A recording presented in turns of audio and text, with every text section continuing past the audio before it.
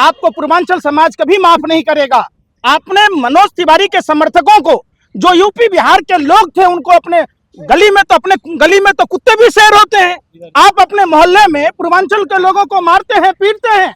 एक तरफ जयप्रकाश नड्डा, जो संस्कारहीन लोगों का अड्डा का अध्यक्ष है, वो कहता है रोहिंग्या है। अरे ये देश क्या जयप्रकाश नड्डा जी आपके बाप का है? आप भूल गए कि आपके पिताजी बिहार में नौकरी करते थे और आपकी परवरिश बिहार में हुई।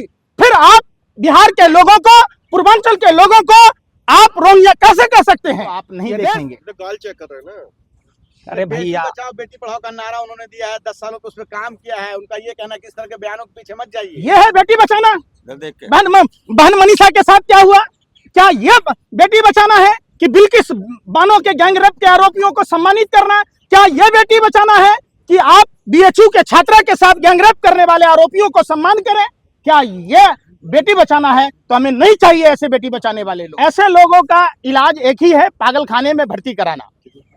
आप इनको अविलंब ले जाएं, आगरा, रांची, कांके में भर्ती कराएं। ये मानसिक दिवालियापन के शिकार हैं और ये इतने हताश और निराश हो चुके हैं कि इनको अनर्गल बयान देना पड़ता है। मुख्यमंत्री चेहरा बना दीजिए। किसको?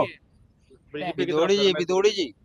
भैया, पूरा देश का तो सत्यानाश करवा ही दिया आप मीडिया के लोग। क्यों दिल्ली का सत्यानाश करा रहे हो? हैं? बंदर के हाथ में नारियल का फल दोगे तो क्या करेगा बंदर? या तो अपना सर कौन है बंदर? कौन है? ये भाजपा के लोग।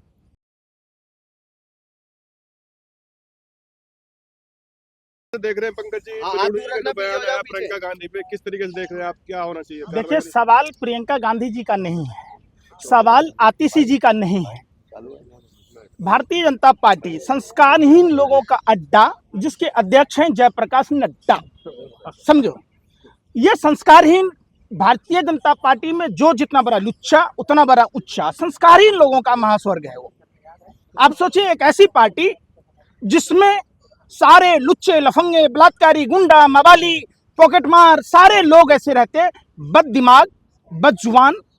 और आपने इन लोगों को देखा होगा किस तरीके से रमेश बदूरी संसद में, जहां लोकतंत्र का मंदिर है, जहां संविधान का पालन किया जाता है, वहां ऐसे ओ कटवे ये। अरे भाई, ये परवरिश का नतीजा है। रमेश बदूरी जी, आपको पूर्वांचल समाज कभी माफ नहीं करेगा। आपने मनोज तिवारी के समर्थकों को, जो यूपी बिहार के लोग थे, उनको अपने गली में तो कुत्ते भी शेर होते हैं। आप अपने मोहल्ले में पूर्वांचल के लोगों को मारते हैं, पीटते हैं। एक तरफ जयप्रकाश नड्डा, जो संस्कारहीन लोगों का अड्डा का अध्यक्ष है, वो कहता है रोहिंग्या है। अरे ये देश क्या जयप्रकाश नड्डा जी आपके बाप का है? आप भूल गए कि आपके पिताजी बिहार में नौकरी करते थे और आपकी परवरिश बिहार में हुई। फिर आप बिहार के लोगों को, पूर्वांचल के लोगों को आप रोहिंग्या कैसे कह सकते हैं? ये देश हमारे और आपका है। जयप्रकाश नड्डा जी, आपके पुरखे गोरे अंग्रेजों के दलाल और मुखबिर थे, ये बात मत भूलिए। आजादी के बाद भी आपके पुरखे जो गद्दारी करते थे, उनको हमने देश में रहने दिया। यह शुक्र है कि हमारे पूर्वजों ने देश के गद्दारों को भी रहने दिया कि चलो कोई बात नहीं, ये प्रायश्चित कर लेगा। लेकिन नहीं, ये वही सपोले के बच्चे हैं जो आज भी नफरत के बीज बोते हैं। क्या बोलता है अनुराग ठाकुर? लाखों की गाड़ियों से, बाइक से हीरोपंथी कर रहा होता है? उसके बच्चे विदेश में पढ़ते हैं और आप कहते हैं गोली मारो। मनोज तिवारी कैसा गाना गाता है? भीतर से डाली, बाहर से डाली, लंगा उठा दे रिमोट से। 5 रुपए के अंडा के लिए छीछा लेदर करने वाला वो भारतीय जनता पार्टी उतने ही संस्कारहीन लोगों को सम्मानित करती है। भूल गए? मोदी जी, शर्म कीजिए। आपने टिकट दिया है विधानसभा में भारतीय जनता पार्टी को, और विलंब उससे हटा देना चाहिए पार्टी से, उसको टिकट नहीं देना चाहिए। आपने दिल्ली के मुख्यमंत्री आतिशी जी के पिता पर सवाल नहीं उठाया, जो 80 वर्ष के बुजुर्ग हैं। आज उनकी अंतिम एक समय की बातें हैं, लेकिन आपने भारत की माताओं पर सवाल उठाया है, भारत की बहनों पर सवाल उठाया है, भारत की बेटियों पर सवाल उठाया है कि आतिशी ने अपना बाप बदल लिया। अरे भाई, ये आपको किसने बताया? आप उस महिला का अपमान किया है, देश की नारी का अपमान किया है। आपको महिला कभी माफ नहीं करेगी। ये सवाल सिर्फ चुनाव तक ही सीमित नहीं होनी चाहिए। कि ऐसे बद दिमाग बदजुबानी नेताओं को प्रधानमंत्री कैसे चैन से सो सकते हैं आप तो राम और कृष्ण की बात करने वाले लोग हैं। आप भूल गए कि हमारे धर्म में, सनातन परंपरा में, जहां नारियों को पूजा जाता है वहीं देवताओं का वास होता है। तो ये असुर प्रवृत्ति के लोग, ये रावण और कालनेमी की नाजायज औलादें आपकी पार्टी में क्या कर रही है? चिकनी सड़क बनाना चाह रहे थे वो।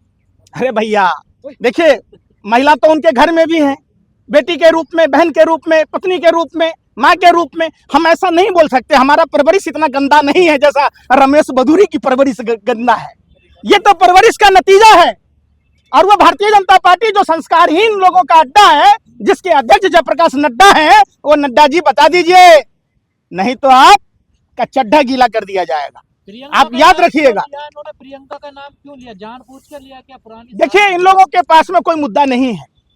दिल्ली एक पूर्ण राज्य नहीं है और इन लोगों ने कहा था कि दिल्ली को पूर्ण राज्य का दर्जा देंगे। जहां झुग्गी वहीं मकान। खोरी गांव में आपने देखा होगा 40 मंदिर, 27 मस्जिद, 4 गिरजाघर, 1 गुरुद्वारों को रौंद दिया गया। ऐसे कई बस्ती थे, 11 लाख की आबादी थी, जहां पूर्वांचल के लोग थे उनको घरों से बेघर कर दिया। खुद भारतीय जनता पार्टी के लोग जमीनों की खरीद फरोख्त अवैध रूप से करते हैं। दिल्ली में तुगलकाबाद एक्सटेंशन जाकर देखिए, बहुत सारी ऐसी बस्तियां हैं जहां ये लोग सिर्फ यही काम करते हैं।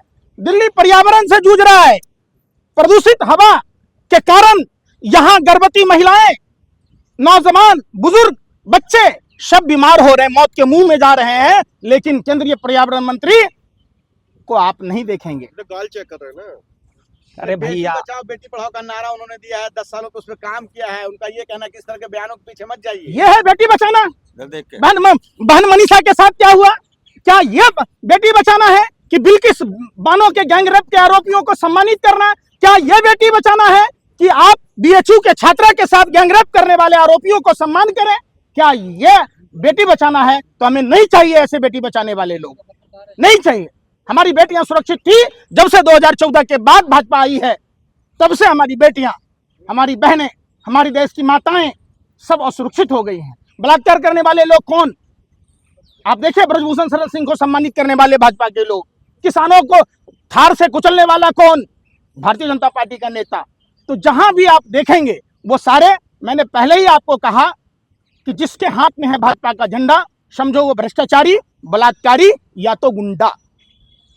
भाजपा कह रही है कि हमारे समय में मातृवंदन शक्ति कानून जो है उस पे काम हुआ है, हम उन्हें आरक्षण देने जा रहे हैं। जो हम काम कर रहे हैं उसकी बात कीजिए। बाबा काम है, इसने क्या किया अरे है? भाई आप पत्रकार हैं, बाबा मरी हैं, बैल भी कहीं हैं, तो दिल्ली चुनाव में लागू करना दीजिए, दीजिए ना महिलाओं को।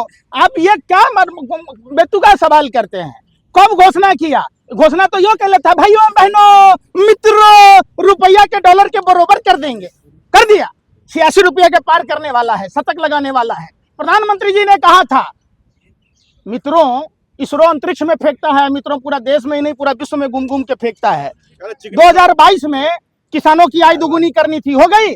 आज भी हमारे देश के किसानों को देश के अंदर नहीं आने दिया जा रहा है। जो धरती के भगवान, देश के पालनहार अन्नदाता किसान भाई आज डडेवाल जी को अनशन पर बैठे हुए 47 दिन हो गए। प्रधानमंत्री के मुंह में मेहंदी लगी है, मुंह में रसगुल्ला है। प्रधानमंत्री इतने बेशरम है, घरियालू आंसू बढ़ाए थे, 2 मिनट का काम है, मैल मिटा रहे थे मन का। और आपसे इतना नहीं हो रहा है कि पहले की सरकारें थी, वोट क्लब तक देश के अन्नदाता किसान भाई आंदोलन करते थे, रामलीला मैदान में बैठते थे। आपने इंटरनेशनल बॉर्डर बना दिया, देश के किसानों को अपने ही देश में बेगाना कर दिया, मानो वो पाकिस्तान से आ रहे हो। अरे वो भी हमारे देश का हिस्सा है। बनाने की तो बात की, बढ़िया सड़क बनाएंगे, चिकनी सड़क अंदर अच्छा, बाहर एक की बात- सड़कें बनाएंगे वो। लगता है गलियों की पूरी। हैं? प्रियंका जी की गाल हो गई जैसे। अच्छा, शर्म नहीं आ रही आपको?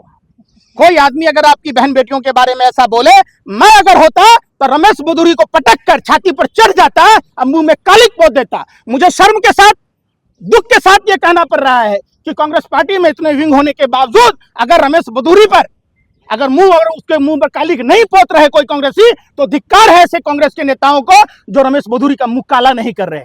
मैं तो गधे पर बैठा के घुमाता, उसे गली गली घुमाता ऐसे लोगों को। हाँ जी, छाती पर बैठ जाता, चढ़ के पटक देता वही। और कांग्रेस ने तो कोई बड़ा आंदोलन भी नहीं किया। देखिए, निश्चित तौर पर खेद का विषय है कि कोई भी राजनीतिक पार्टियां, चाहे वो आतिशी के पिताजी का सवाल हो या कांग्रेस की सांसद के बारे में हो, महिलाओं का अपमान करने का कोई अधिकार नहीं है।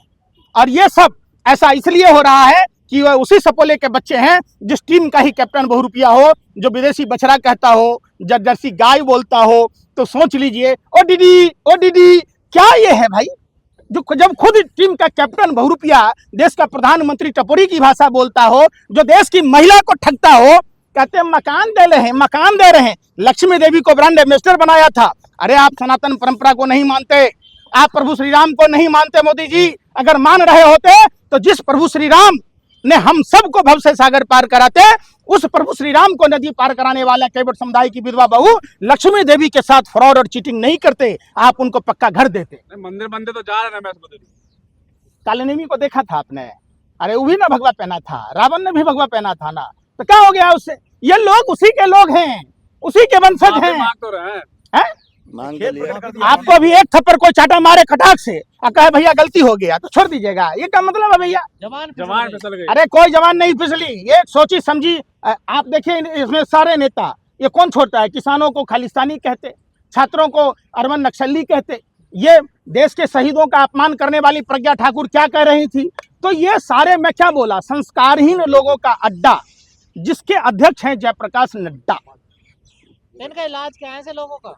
ऐसे लोगों का इलाज एक ही है, पागल खाने में भर्ती कराना।